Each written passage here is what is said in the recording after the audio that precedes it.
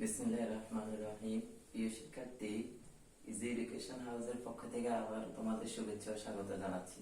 প্রিয় শিক্ষার্থী, আমরা গত পর্বে এই ধারা 13তম অধ্যায়ে সাধারণ গণিতে 13তম অধ্যায়ে ধারা চ্যাপ্টারটার সূত্রগুলো নিয়ে আলোচনা করেছি এবং কয়েকটা অঙ্ক দেখিয়েছিলাম।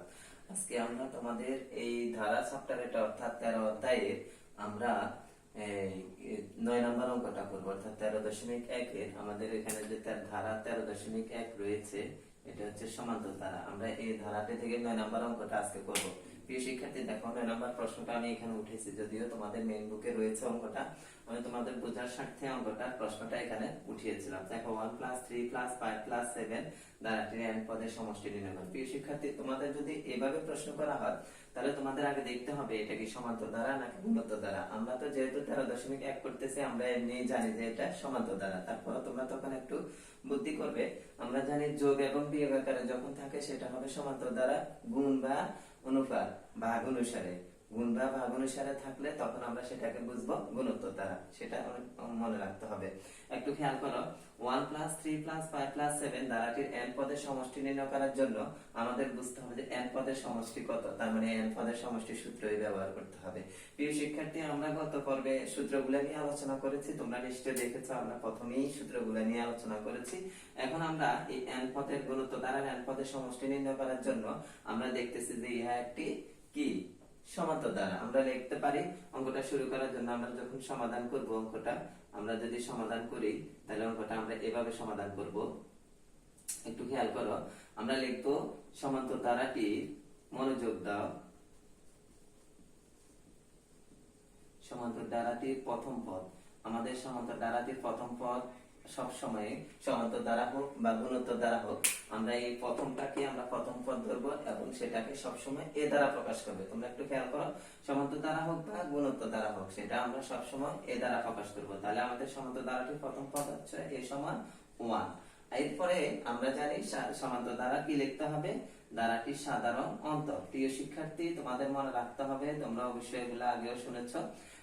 সমান্তর ধারাটির প্রথম পদ a = 1, এটা আমরা এখান থেকে লিখেছি। আর সমান্তর ধারাটির সাধারণ অন্তর আমি বলে দিতেছি, তোমরা একটু খেয়াল রাখবে এগুলা, যে সমান্তর ধারা হবে সাধারণ অন্তর আর গুণোত্তর ধারা হবে সাধারণ অনুপাত। এটা তোমরা মাথায় রাখবে। সমান্তর ধারা হবে সাধারণ অন্তর, গুণোত্তর ধারা হবে সাধারণ অনুপাত। তো সাধারণ অন্তর আমরা সবসময় d দ্বারা প্রকাশ করব, সাধারণ অন্তর প্রকাশ করব d দ্বারা, আর সাধারণ অনুপাত প্রকাশ করব r দ্বারা। এটা মাথায় রাখবে। তাহলে d এর সূত্র হচ্ছে পরপদ বিয়োগ পূর্বপদ, পরপদ বিয়োগ পূর্বের পদ। তাহলে পরপদ হচ্ছে 3 - 1, অর্থাৎ পরের পদ বিয়োগ আগের পদ।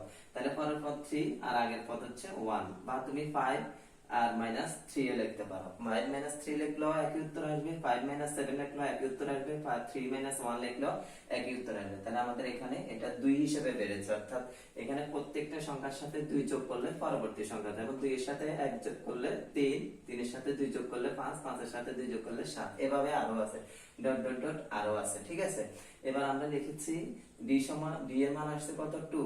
n পদের সমষ্টি নির্ণয় করার জন্য বলছে। তাহলে প্রিয় শিক্ষার্থী, আমরা জানি যে সমান্তর ধারার n পদের সমষ্টি আমরা লিখে দিয়েছি। n পদের সমষ্টির সূত্র হচ্ছে, n পদের সমষ্টি একটু খেয়াল করো, n পদের সমষ্টি হচ্ছে Hn। এই Hn টা তোমরা দিলেও দিতে পারো, না দিলেও সমস্যা নেই, তবে Hn আবার আমরা একটু লিখে দিই স্পষ্ট করে। Hn সমান আমরা জানি n/2 into 2a + n-1 into d। তোমরা একটু খেয়াল করো, এই যে আমাদের সূত্রটা এটা। তাহলে 2a + n-1 into d, n/2 into 2a + n-1 into d, এটা হচ্ছে সমান্তর ধারার n পদের সমষ্টি। যেহেতু এটা একটা সমান্তর ধারা, তাহলে আমাদের সূত্র এটাই ব্যবহার করা হয়েছে। এবার আমরা n এর মান নেই আমাদের এখানে, তাহলে n/2 যেভাবে আছে সেভাবে। প্রিয় শিক্ষার্থী, দেখো 2 এবং a একসাথে লাগানো আছে। আমরা জানি একসাথে লাগানো দুইটা সংখ্যা গুণ আকারে থাকে, এই কারণে আমি এখানে ইনটুশন চিহ্ন দিয়েছি।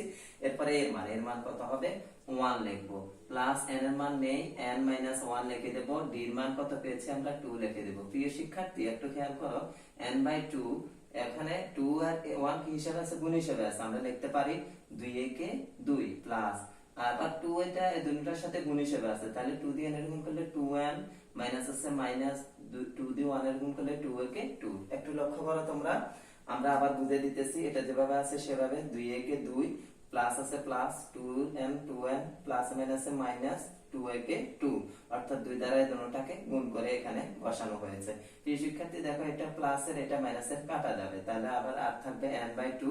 এখান দিয়ে একদম এটার সাথে গুণ হিসেবে আছে ইনটু, আমরা বলি না n/2 ইনটু, তাহলে ইনটু চিহ্ন দেব আর রয়েছে 2n।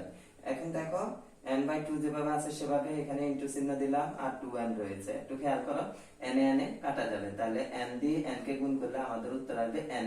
এটাই হবে আমাদের জন্য অ্যানসার। তাহলে আমরা n পদের সমষ্টি পেয়ে গেছি n²। একটু লক্ষ্য করো, আবার আমি বলে দিতেছি, n পদের সমষ্টি Eshan 2n/2 into 2a plus n-1 into d, n/2 into 2a plus n-1 into d, এরপর n/2 আর 2a কে 2 আর প্লাস 2 দ্বারা আমরা এই দুটাকে কি করেছি, গুণ করেছি। এরপর প্লাস 2 -2 কাটা গেছে, এটার সাথে মিল নেই কারণ এটা n রয়েছে।